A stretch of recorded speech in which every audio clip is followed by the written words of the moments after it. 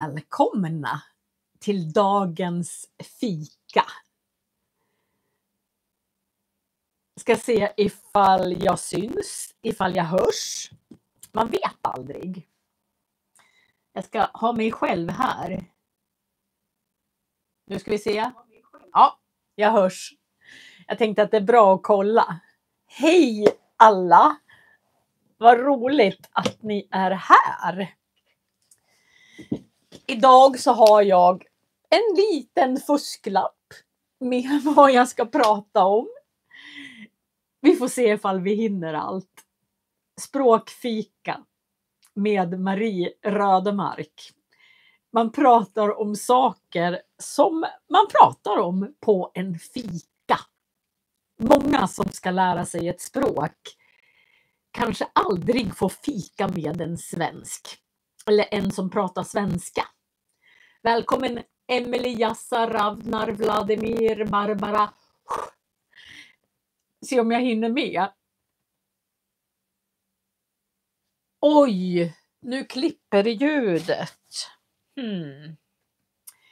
Jag har satt micken här för att det inte ska klippa. Jag får inte röra mig för mycket. Jag hoppas att ljudet är bättre nu. Välkommen Fatima Laiki och Aurora och Estella och Vladimir och Go och Evon och Yvonne. Så välkomna.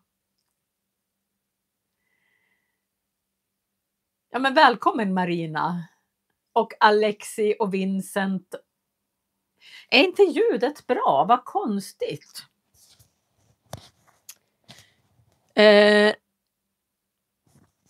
Uppkoppling och ljudet försvinner. Jag ska se. Jag är spegelvänd och jag har försökt. Jag tar bort den här. Låter det bättre nu? Vad säger ni? Nu tog jag bort. Jag har tagit bort micken. Nu är det bättre, ser det ut som. Det kanske är någon störning på micken. Jag har en tröja som.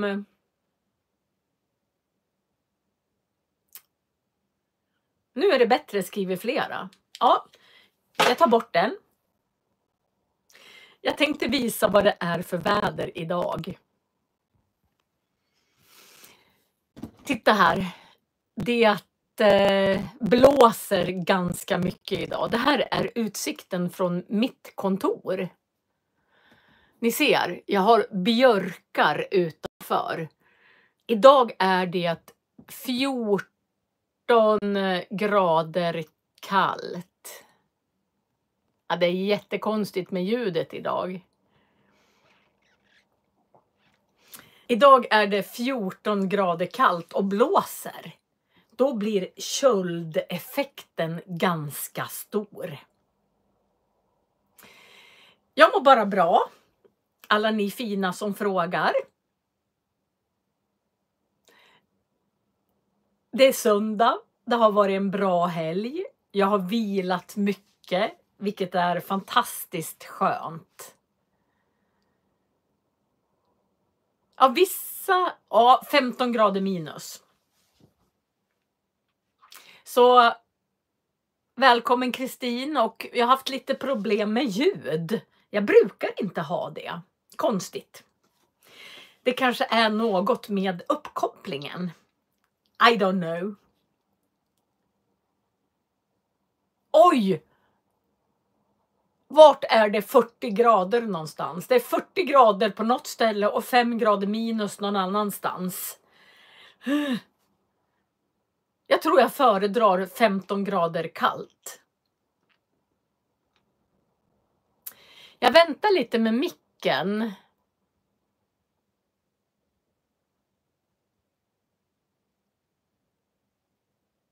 Ja. Om ljudet blir konstigt så får vi får jag ändra det. Och välkomna alla som kommer in nu. På vissa ställen är det god morgon och på vissa ställen är det mitt på dagen och vissa ställen är det ett god kväll. Ni kommer från många olika tidszoner. Ja, björken är vit idag. Det är snö på björken och det är ganska mycket rimfrost. Rimfrost, det är när det har varit fuktigt ute och sen blir det kallt och då kommer det rimfrost på träden. Så här är det rimfrost. Så ganska kallt idag. Min man ska ut och åka skidor, åka slalom efter jag har haft min språkfika. Idag har jag kaffe. Gott kaffe. Ja, ni älskar björkar. Det gör jag också. Jag tycker björkar är bra för att vi har ganska fuktig mark här. Det är blöt mark. Och om man har björkar, då suger björkarna upp fukten i marken.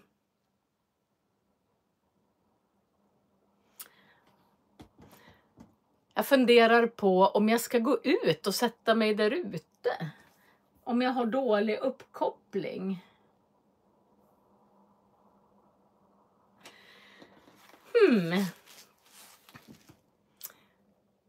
Jag ska se om jag kan flytta mig. Nu går jag härifrån. Jag kanske får gå in och hämta saker. Vi ska bara kolla ljudet om det är bättre täckning här ute kanske. Nu ska vi se, Viktor. Vad tycker du om ljudet nu? Nu sitter jag någon helt annanstans. Jag har nog bättre uppkoppling här för jag sitter i ett annan del av huset liksom och stänger dörren. Ja. Jag tar med mig min fusklapp och ser vad jag ska prata om idag. Mycket bättre nu, vad bra. Då får jag sitta här ute och prata så får min man höra mig. Han tittar på skidåkning på tv. Det är mycket skidåkning just nu. Jag har fått en fråga. Att man undrar om...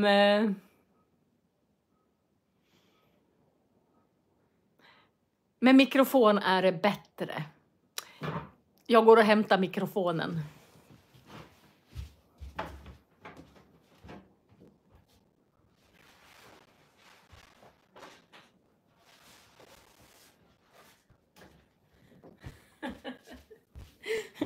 Så får ni titta på alla mina böcker så länge. Jag tror det kan vara något fel allmänt på nätet idag. För jag hade svårt med uppkopplingen. Idag så har jag fått en fråga. Den första som skrev i chatten frågade... Jag vet inte vad jag ska göra med ljudet idag. Nej, ta bort micken. Jag fick en fråga om ansiktsgymnastik. Ja, ni ser mina böcker där bak. Jag fick en fråga om ansiktsgymnastik alldeles i början. I första inlägget i chatten idag så var det en som frågade om att de var lite intresserade utav... Jag brukar säga att jag gör ansiktsgymnastik i bilen när jag är på väg till jobbet. Och då gör jag så här. Och använder alla muskler i ansiktet. Jag spärrar upp ögonen, jag slutar på näsan. Och i ansiktet så är det precis...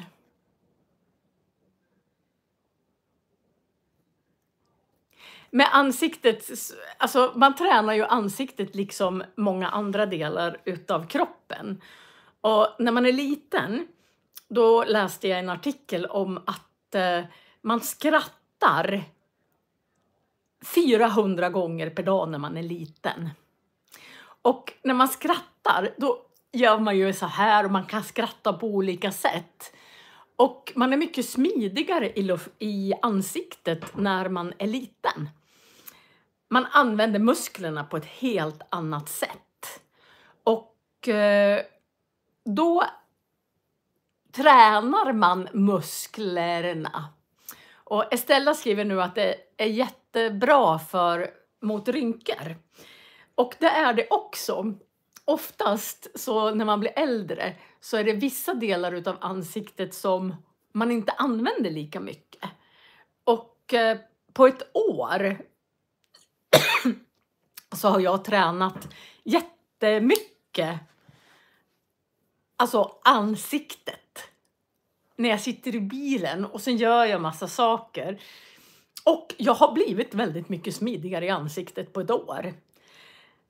När man läser såna här yoga, det finns ansiktsyoga, olika YouTube-kanaler. Och då säger de att man ska se skillnad på 7 dagar. Men jag tror att man måste göra det i ett år för att det ska se skillnad. Och jag gör så här. Alltså när jag kör bil. Bara för att träna. Nej, man kanske inte behöver göra injektioner som botox. Utan man gör själv. Jag har fått många fler kontroll över mina muskler i ansiktet också. Så varje gång jag kör till Järpen, det gör jag 2 gånger i veckan. Eller varje gång jag kör bil, då lyssnar jag på klassisk musik och gör konstiga rörelser med ansiktet. Jag rekommenderar det verkligen. Ja, det är viktigt att skratta ofta. Alltså, man kanske kan tänka efter vad det är som gör att man skrattar. Jag skrattar jätteofta. Ja, man kan lära sig, alltså man kan försöka titta på roliga saker som gör att man skrattar. Eller försöka i alla fall att det händer så mycket saker i hjärnan när man skrattar också. Man får väldigt många... ja, Victor gillar klassisk musik. Ja. Nej, men man får väldigt många bra hormoner i kroppen när man skrattar också. Och jag tänkte som vanligt prata om hjärnan. Jag älskar ju att prata om hjärnan. Det gör jag även med mina elever. Så pratar jag om hur man lär sig snabbare, hur man mår bättre med hjärnan och så vidare. Idag har jag länkat massor av länkar i beskrivningen. Och den första länken är, det är en film som heter Jag AB utav Kjell Enhager. Jag har pratat om den förut. Nu är det många som tittar på mig som inte är nybörjare. Och många frågar mig, vad ska jag göra för att lära mig mer avancerad svenska? Och jag tror att det är bra att titta på olika föreläsningar till exempel. Och Jag AB, det är en föreläsning som är 2 timmar och 40 minuter lång. Som är uppdelad i 4 delar. Ja, man kan spela piano. Det är också bra för hjärnan. Att göra olika saker.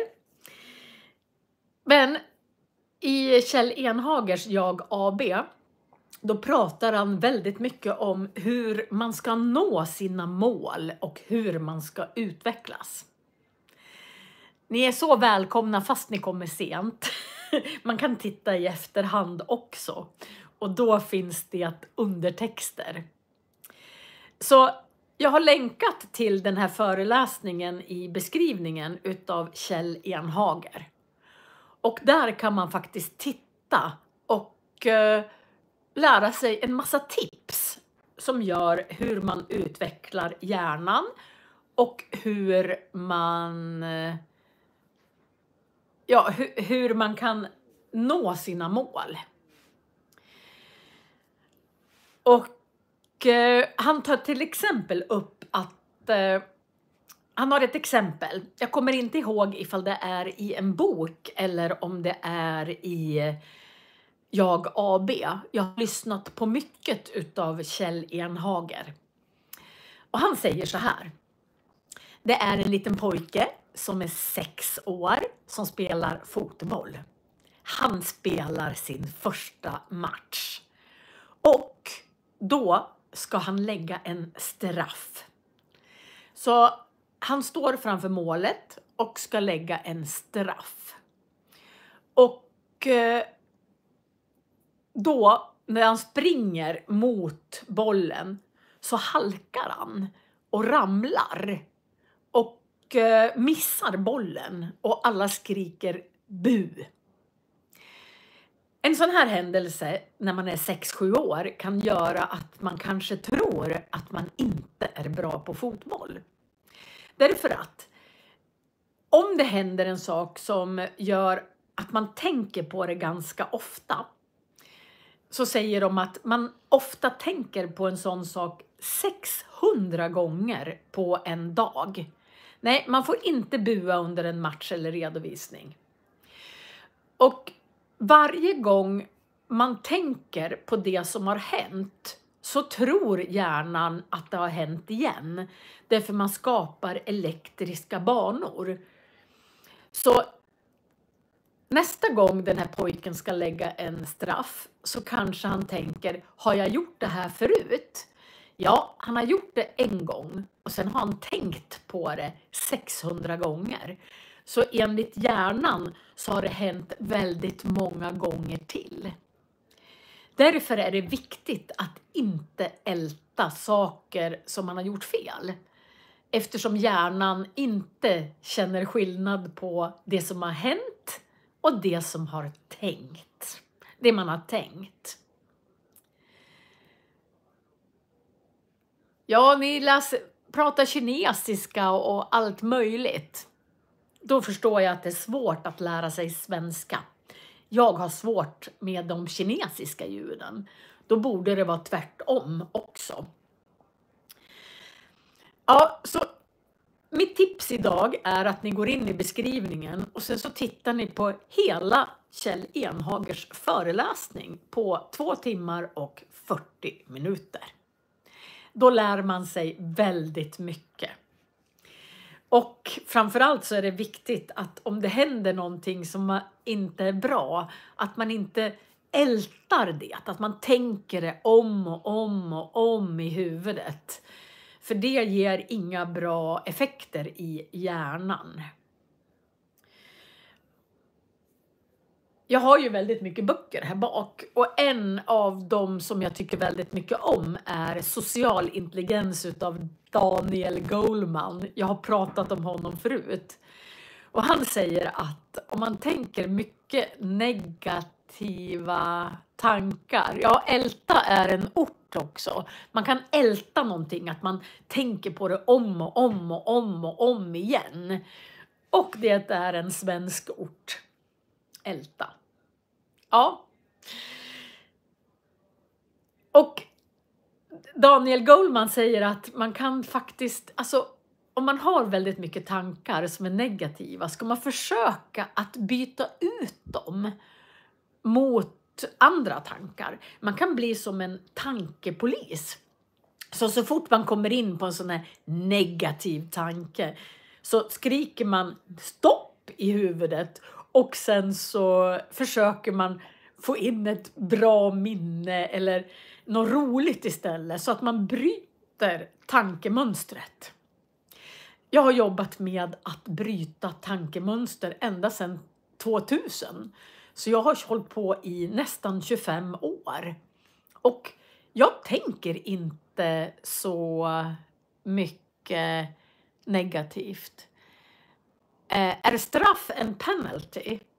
Alltså man lägger en straffspark. Det är när man lägger bollen precis framför mål. Och sen får en springa fram. Jag vet faktiskt inte vad det heter på engelska. En straffspark i fotboll. Är det någon som vet ifall penalty är samma som en straffspark? Välkomna alla som kommer in nu. Ni är så välkomna. Oj, Viktor skriver att han kan aldrig tänka positivt. Han tänker bara negativt. Det kan vara bra att plantera in lite...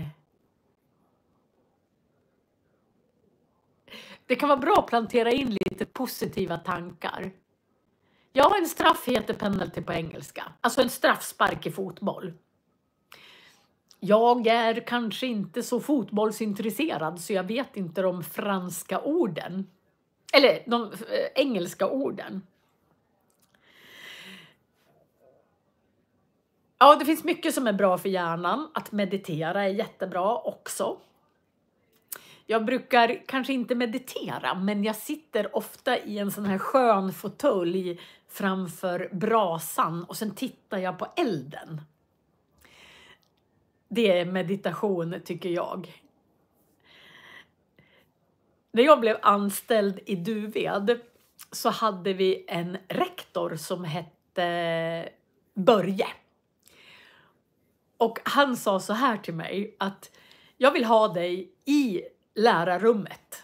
Alltså när man sitter och äter mat i lärarrummet. För du är så positiv så då pratar de flesta positiva saker istället. Och då blir alla lärare mycket gladare. Så jag vill att du ska sitta i personalrummet och fika och äta mat på dina raster. Och så pratar vi om positiva saker. Så jag tror att det är viktigt att man försöker att tänka och prata positivt. Jag pratar sällan skit om andra. Man säger det, prata strunt, prata skit om andra. Det är mycket bättre att prata gott om andra, tycker jag. Oj.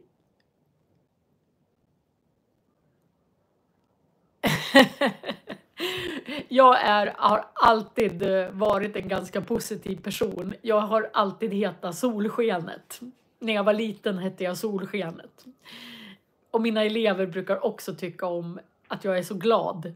Det brukar de säga i utvärderingar. Att det är positivt, att man ska vara positiv och glad. Ja, vad ska jag prata om mera? Alla de här gula strecken, de är länkar som jag har länkat till här nere. Tydligen är jag spegelvänd och jag har försökt att vända på mig. Alltså på datorn eller på kameran. Och jag har inte ändrat någon inställning så jag vet inte varför jag är spegelvänd. Det bara blev från en söndag till en annan. Det är lite konstigt. Än har ingen ljud men jag hoppas att ni andra hör mig. Det kan ju bero på någons inställning på telefonen också.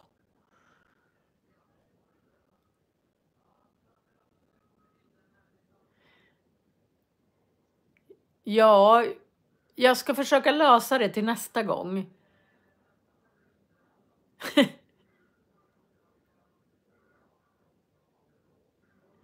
Ni är mer positiva när ni träffar positiva personer. Ja, det är också viktigt. Jag pratar väldigt mycket om språk och synonymer. Jag älskar synonymer. Jag har länkat till synonymer.se där man kan bara skriva in alltså ett ord så får man synonymer. Och då kan man ju välja ett vanligt ord. Till exempel så skrev jag in alltid.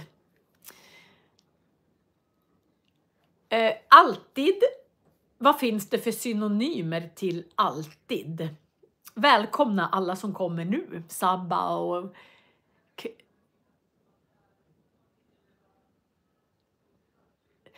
Ja, användarna får skicka in egna bidrag, men då står det att det här är användarnas egna bidrag. Så jag brukar använda den. Till exempel ett ord alltid. Jag gör alltid så här. Det är ju ett väldigt vanligt ord. Men det finns alltså otroligt många. Ja, varje dag, alltid. Jämt kan man säga. Jag gör jämt det här. Jag gör alltid det här. Jag lyssnar ständigt på musik. Jag lyssnar alltid på musik. Man kan använda oavbrutet. Jag höll på att laga mat oavbrutet hela dagen. Oupphörligt. För jämnan. Ideligen. Utan undantag. Alltså alla de orden kan man faktiskt byta ut för alltid. Och om man ska lära sig ett språk så, ja, jämt är också motsatsen till udda. Det kan vara udda eller jämt. Och det kan betyda även en synonym till alltid. Och jag brukar försöka att byta ut de här vanliga orden. Så att man byter ut och börjar använda ett ord. För om man börjar använda ett ord, då implementerar man in det i sitt språk och i sin hjärna. Så det kan vara bra att byta ut några vanliga ord. Allt fort. Ja.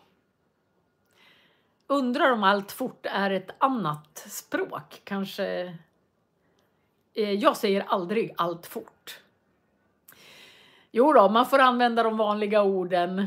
Men det kan vara bra att man byter ut också. Evinnerligen. Ja, det kan man kanske också. Ja, inte riktigt kanske. Jag tror inte man kan använda evinnerligen på exakt samma sätt. Och allt fort, det är nog ett annat språk. Jag ska ha ett möte på tisdag. Vi har precis skrivit klart en bok på Liber. Så nu håller vi bara på att korrekturläsa. Marina har använt en allt fort i en kärlekssång. Jag får kolla upp det. Ni får kolla om man kan använda allt fort också. På tisdag ska jag ha ett möte om vad ska man ha med i en nybörjarbok när man ska lära sig ett språk. Och vi ska göra olika kapitel. Och vad brukar man ha med? Man har med att man presenterar sig. Att man handlar. Att man pratar om väder och klockan och vad man gör på en dag. Vad skulle ni vilja ha med i en nybörjarbok? Vad tycker ni att jag ska ha med i de olika kapitlerna?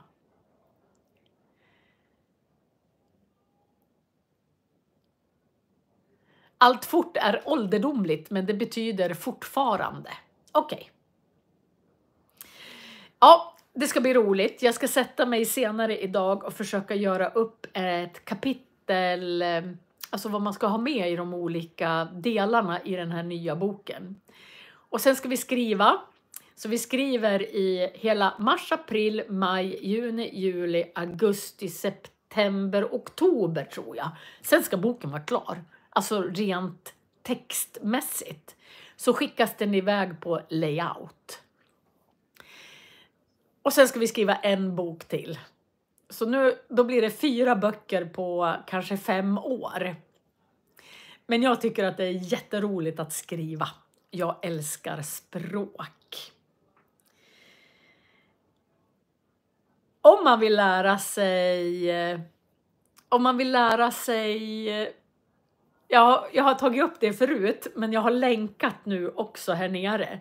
Om man vill lära sig vad olika städer heter på svenska, vad olika landskap heter på svenska, eller bara länder i Europa, så kan man gå in på Zeterra.com.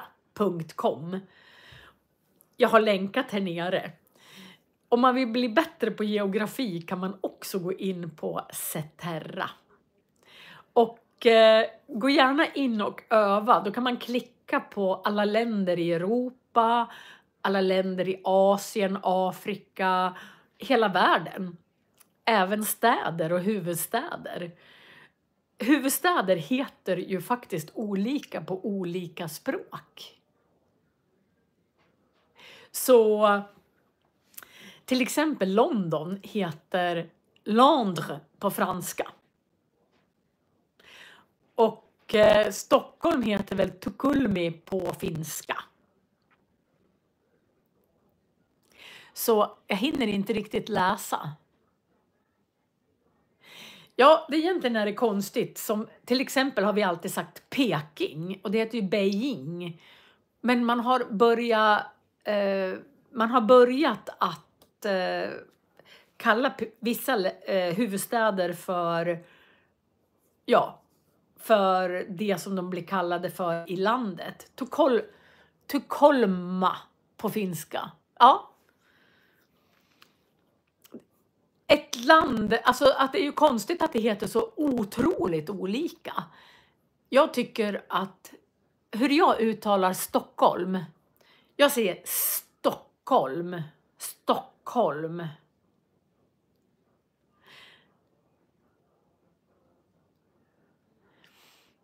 Ja, det borde ju heta samma sak. Det konstigaste landet är egentligen Tyskland, tycker jag. För det heter Tyskland, Deutschland, Germany, Allemagne. Och alla de där är ju helt olika varandra.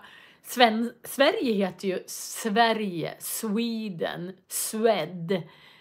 Alltså Sveden. Man hör att det är nästan samma ord. Men det gör man inte med Tyskland. Det är intressant tycker jag. Men man kan gå in på Zeterra. Om ni tittar i länken här nere så har jag skrivit geografi. Så kan man lära sig vad det heter. Och Tyskland låter ganska hårt.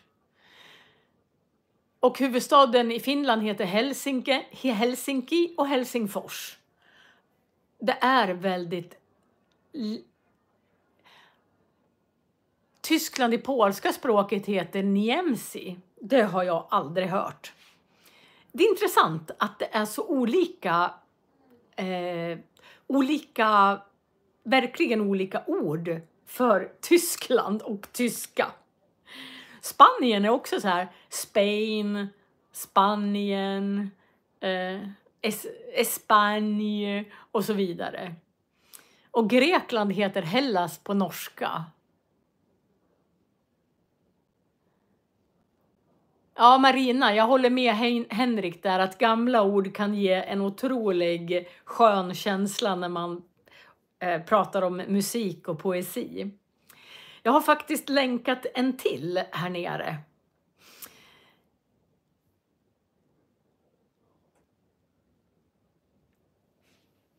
Jag har länkat till... Jag har för länge sedan gjort... Sverige heter Ruotsi på finska. Det är också väldigt olikt. Jag har gjort några dikter och illustrerat dem. Och en dikt som jag tänkte prata om idag, eller ge länkar till, bara för att det var ju tur att ni pratar om musik och dikter. Därför att en otroligt vacker dikt utav Gustaf Fröding är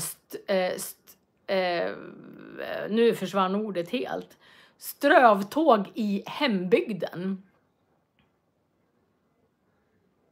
Ja, jag har ett gäng böcker jag ska rekommendera sen. Jag lovar. Fast de är inne i mitt arbetsrum som är där. Men där var det inget bra ljud idag. Jag vet inte varför. Det finns en fantastisk dikt utav Fröding som heter Strövtåg i hembygden. Och jag har illustrerat den dikten och översatt den till olika språk. Men det är en helt fantastisk grupp som heter Mando Diao som har tonsatt den och sjunger den. Så om ni går ner i beskrivningen och tittar först på min dikt så att ni förstår alla orden, för då kan ni ju välja ert språk om ni vill ha det översatt. Och sen går ni in och lyssnar på musiken. Mycket bra sätt att lära sig ett språk är att lyssna på musik.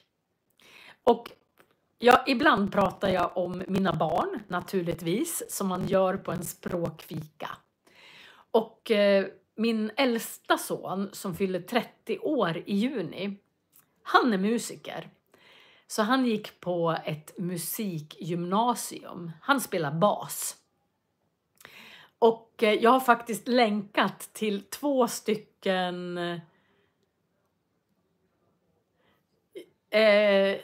för mig är det viktigt att när man översätter ska man kunna sjunga den på målspråk.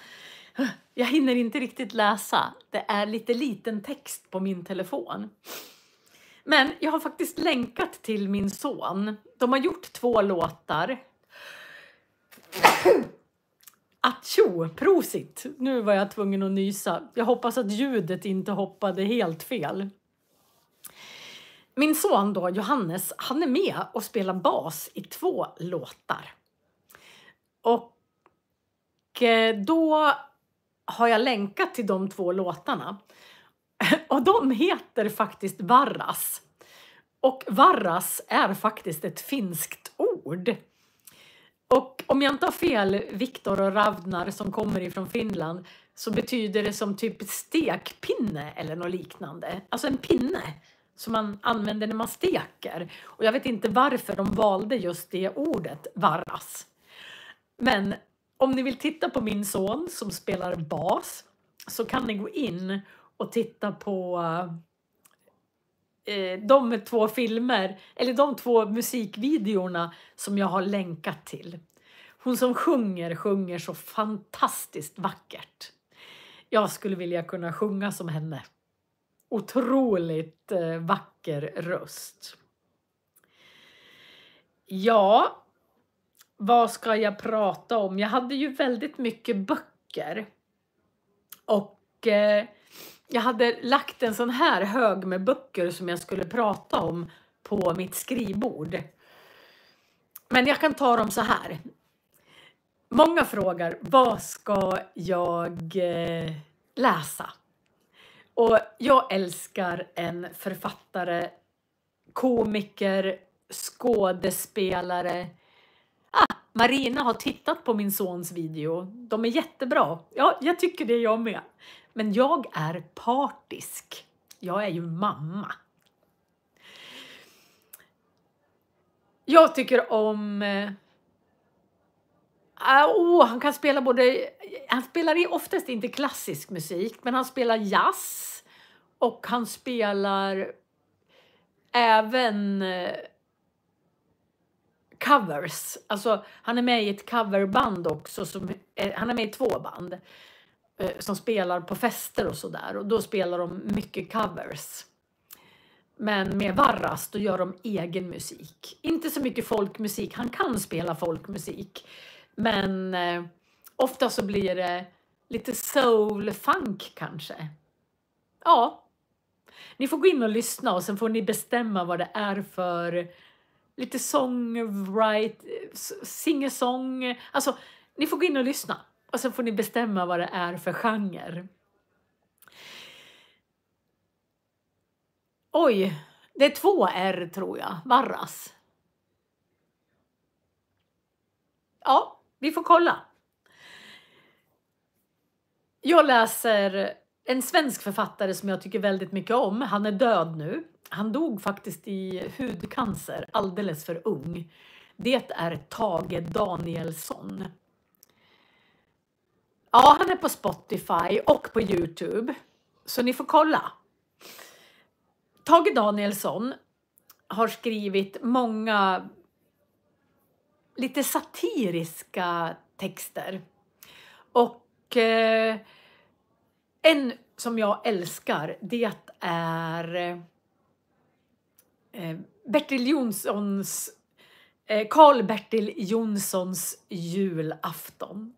Jag vet inte om ni har sett det, men en tradition på julafton är att jag tror att det är 7:00. Varje julafton så visar man Karl-Bertil Jonssons julafton. Och det handlar om Karl-Bertil Jonsson som jobbar på Postverket.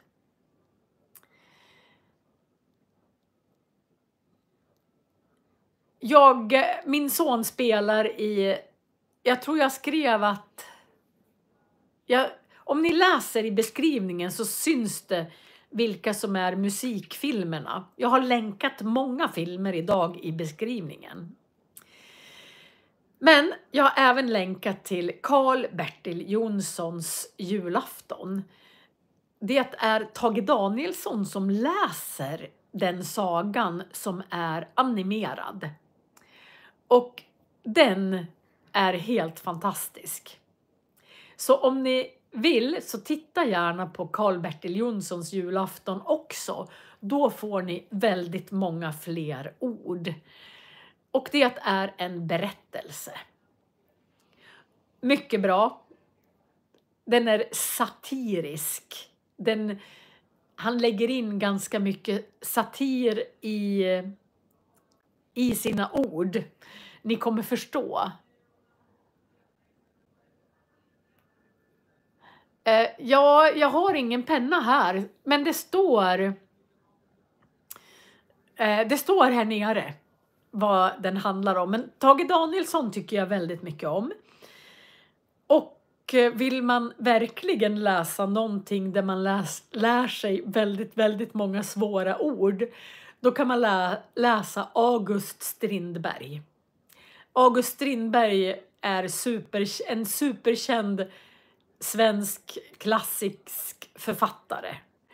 Och han har skrivit en bok som heter Hemsöborna. Hemsö är en ö i Stockholms skärgård. Och Hemsöborna, det är de som bor på ön. Och där kan man läsa en mening i taget och lära sig massor med svåra ord. Jag tycker att läsa böcker är ett mycket bra sätt för att lära sig svåra ord. En annan författare, det är Frans G. Bengtsson som har skrivit Röde orm som handlar om en viking. Så ja, det var någon svägerskas katt som heter Strindberg. Så att läsa böcker är väldigt bra. Jag läser många böcker. Jag har bokhyllor i hela huset, tror jag. Här har jag en bokhylla. Jag har en bokhylla i vårt gästrum. Nej, jag är inte pensionär utan jag är 60. Så jag jobbar i 5 år till. Jag jobbar som lärare sedan 36 år tillbaka. Ja, vad ska jag göra senare idag? Just nu har jag en klass i franska på gymnasiet som är superbra. De ligger 5 veckor före planeringen. Ja, Rödemarks bibliotek skulle det stå på dörrskylten. Tack Viktor, det tar jag som en komplimang. Jag lånar ut väldigt mycket böcker och sen glömmer jag vem jag lånar till. Och jag brukar säga att det gör ingenting, för bara en bok får läsas igen så lever den ett liv igen. Och böcker måste leva många liv. Så det är bra att läsa mycket böcker. Jag har väldigt mycket böcker på franska och engelska. Så där uppe vid taket, där har jag mina engelska böcker. Och där nere vid golvet har jag mina franska böcker. Jag har en fransk kanal. Om man söker på Marie Rödemark franska så kommer min franska kanal upp. Jag har ingen tysk kanal. Jag är alldeles för dålig på tyska för det. Men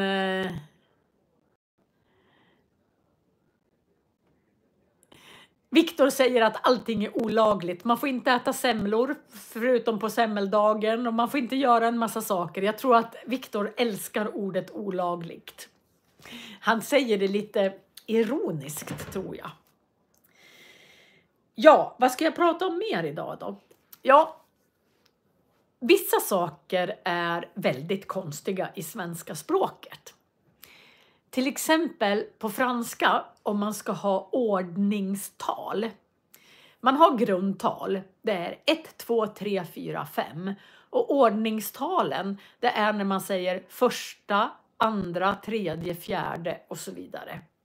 På franska är det väldigt lätt. Då sätter man bara igen. Ja, jag ska berätta vad en fiskdamm är. Man sätter bara igen efter så att det liksom blir deuxième, troisième, quatrième och så vidare. Men på svenska stämmer det inte riktigt. Alltså, man säger 1 och så säger man första. Och så säger man 2, men man säger andra. 3, tredje. Den är ganska lik. Sen säger man 4, men man säger fjärde. 5, femte. Den är ganska lik. Men sen säger man 6. Och så säger man sjätte. 7, sjunde. 8, åttonde. Sen blir det ganska så likt. 10, tionde. 9, nionde. Och så vidare.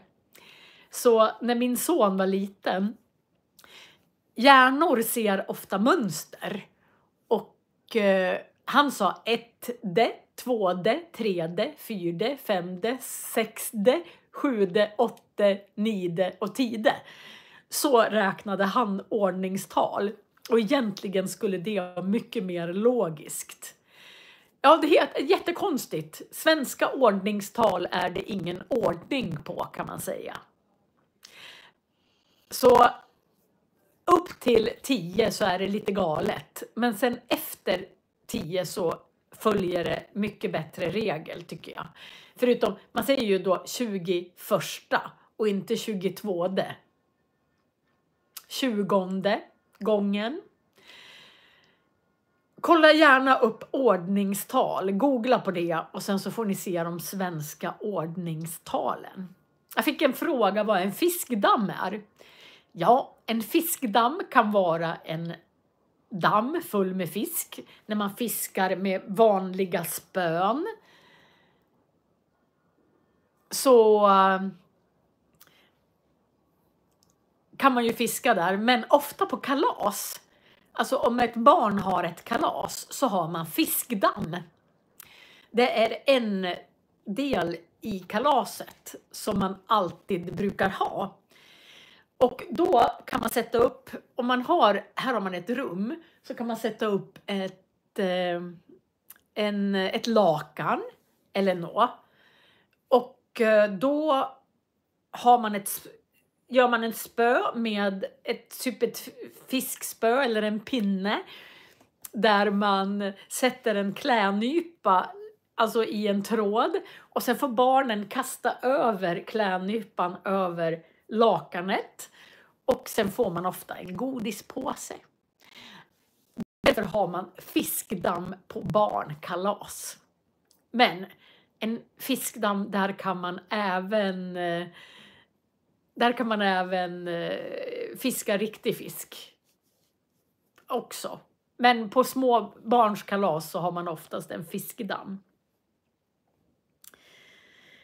Ja, vad ska jag med? Jo, jag sa att mina elever är så otroligt snabba. Så att idag måste jag sitta och göra material till ett helt kapitel. Så jag tänkte att jag ska dricka massor med te. Och sen så ska jag sitta och jobba faktiskt resten av dagen. Det är mycket jobb på söndagar för lärare. Jag kanske ska gå ut och ta en promenad också. Nu ska vi se. Ja, Pil. Anita Pil är jätteduktig. Nu ska ni få se. Så här ser det ut ifrån mitt fönster.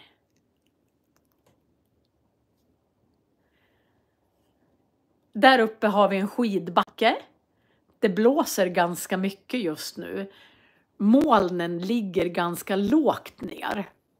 Det är lite blå himmel. Men det är 14 grader kallt. Men det är väldigt vackert här.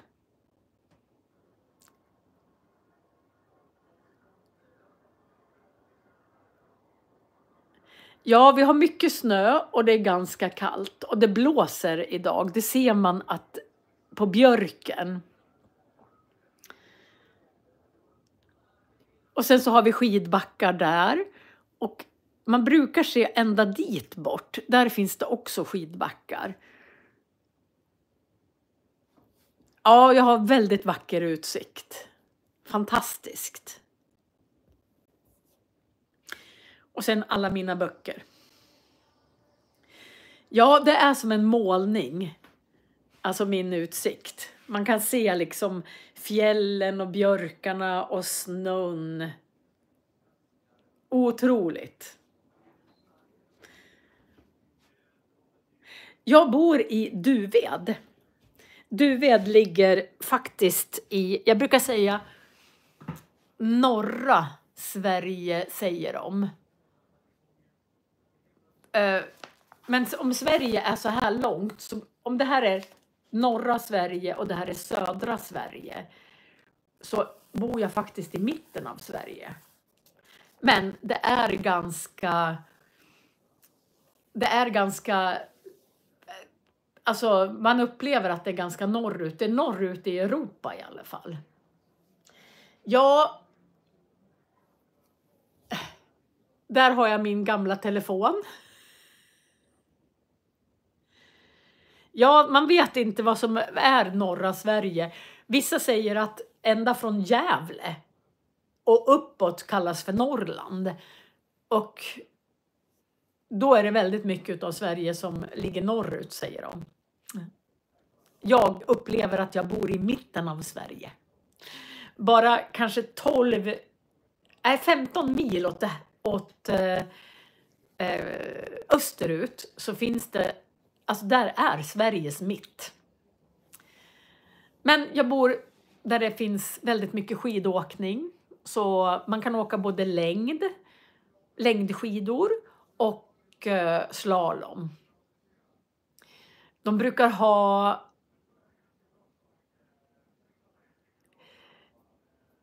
ja, det kanske blir skandinavisk snö som rör sig åt något håll. Men idag är det inget skönt väder ute. Det ser vackert ut, men det är jättekallt. Det är 14-15 grader kallt och sen blåser det. Så att då blir det en köldeffekt på kanske 25 minusgrader. Jag ska ta en liten promenad idag, men ingen lång. Ja, jag hade några till böcker tror jag. Jo, jag tänkte också prata om lite grammatik som heter komparation. Om man har ett adjektiv, så hur långt från Stockholm? Ungefär 65 svenska mil. Det blir 650 kilometer från Stockholm. Så långt är det att åka till Stockholm. Det tar kanske 8 timmar, 9 att åka till Stockholm härifrån med bil.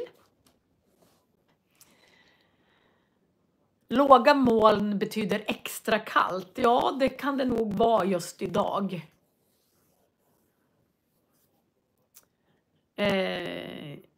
Grammatik. Komparation, det är när man tar ett adjektiv och så ska man jämföra. Man kan säga snäll, snällare, snällast till exempel. Och på svenska, väldigt många utav svenska adjektiv säger man are och ast efter. Alltså snäll, snällare och snällast. På väldigt många utav adjektiven. Röd, rödare, rödast. Grön, grönare, grönast. Men det finns några oregelbundna som ni berättar här. God, eller bra, bättre, bäst. Den är oregelbunden. Jo, are, det är också ett slutet att det betyder ett yrke. Man kan vara lärare till exempel. Men det finns några adjektiv, bra, bättre, bäst. Det finns några adjektiv som man faktiskt, precis som på franskan. För på franska säger man mer och mest istället. Så man säger röd, mer röd och mest röd. Och några utav våra längre adjektiv. Dålig, sämre, sämst. Det är också ett oregelbundet adjektiv. Men på många utav våra långa ord, då säger vi mer och mest. Så man säger inte komplicerad, kompliceradare och kompliceradast. Utan där säger man mer. Det här var komplicerat. Det här är mer komplicerat. Och det här är mest komplicerat. Vad betyder sämre? Alltså dålig, sämre, sämst. Det är som en komparation utav det adjektivet. Men komplicerad så komparerar man med mer och mest. Nu såg jag, det var en fråga. Söt, sötare, sötast. Ja, spännande. Jag vet inte, Viktor, om det slutar på det som gör att det inte går att komparera. Nej, men röd slutar på det och då säger man röd, rödare, rödast. Intelligent kan man säga både intelligent, mer intelligent och mest intelligent. Men man kan också säga intelligent, intelligentare, intelligentast. Men det vanliga sättet är att säga snygg, snyggare, snyggast.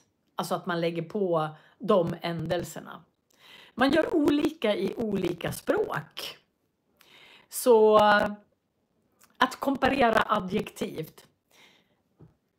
Jaha, komplicerad, irriterad. Kanske. Irriterad, irriteradare går inte att säga. Sen säger de att vissa adjektiv går inte att komparera alls. Dålig, värre, värst.